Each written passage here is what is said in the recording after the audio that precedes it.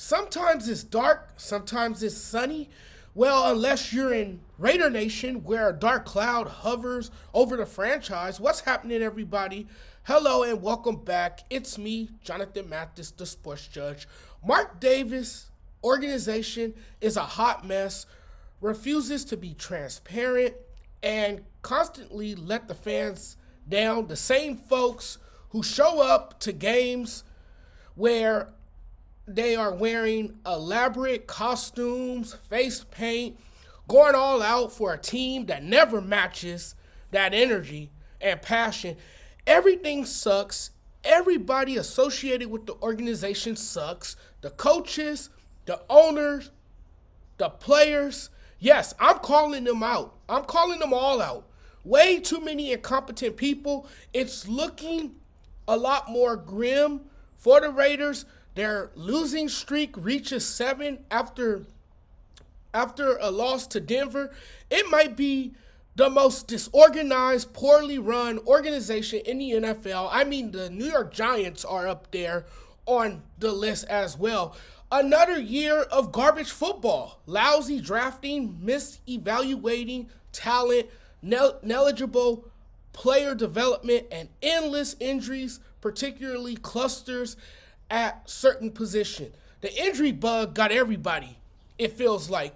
And it only gets worse as you lose your starting quarterback, Gardner Minshew, to a season-ending injury on Sunday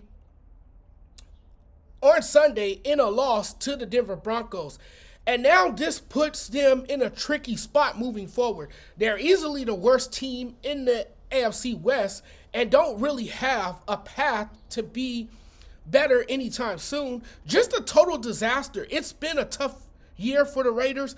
I don't think they really operate under the Raider way. For them to say the things they said in the offseason, trolling the Kansas City Chiefs, saying what they were going to do and what they were going to be, and now to be 2-9 and dead last in the division says it all. They're a clown show, absolute trash. It looks horrible. Their play calling and game management might be the worst in the NFL. That being said, you will never find a more dysfunctional franchise. There's been a lot made about the Raiders not upgrading the offensive line since John Gruden been there. This is what happens when you have a franchise that has no idea what they're doing. The plans they make fail. Then they frail around looking for solutions, while almost all of those fail as well. The Antonio Pierce era is what is destroying this franchise, and it's beyond fixing at this point. And you know what's funny? I gave that man the benefit of the doubt. I endorsed him. I said good things about Antonio Pierce. I endorsed him for the Raiders job. I felt he was well-deserving and earned it. But the more and more I see the Raiders look as bad as they do, the more I believe he's the wrong guy to lead this team ever since taking the reins as the head coach. If he's not fired prior to the end of the season, it just means that he's been instructed to intentionally tank to draft a quarterback. No other explanation for why he would still be coaching this team. They could be playing for a first-round draft pick since the season is done, because it's pretty much done. But if they don't fix the O-line, it won't matter who they get at quarterback. It'll be just like it is now. You will have a quarterback getting abused, and he will be blamed. We will blame him while never fixing the O-line year after year. And sure, go ahead and draft a third tight end next year, since that's what they seem to do every year. In fairness, they missed out on the top 4 quarterback prospects last year, and instead they went with Brock Bowers, the tight end from Georgia. Come clean.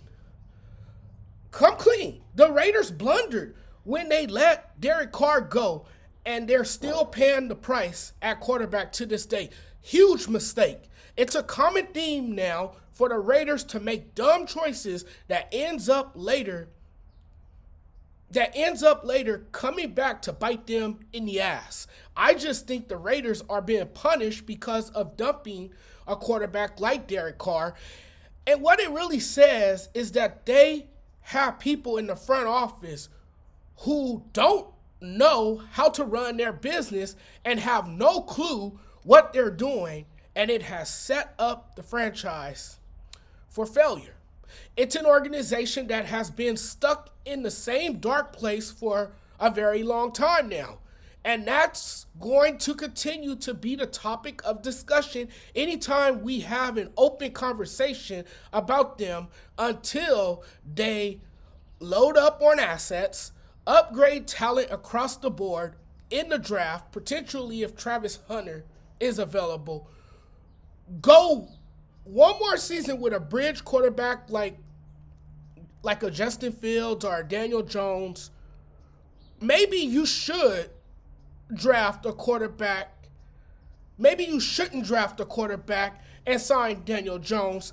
The real quarterbacks are in the 2026 class. I think they'll almost certainly be drafting a quarterback next year, and Jones, if they are willing to sign him, would be a perfect bridge. It's the most Raider thing ever when you think about it.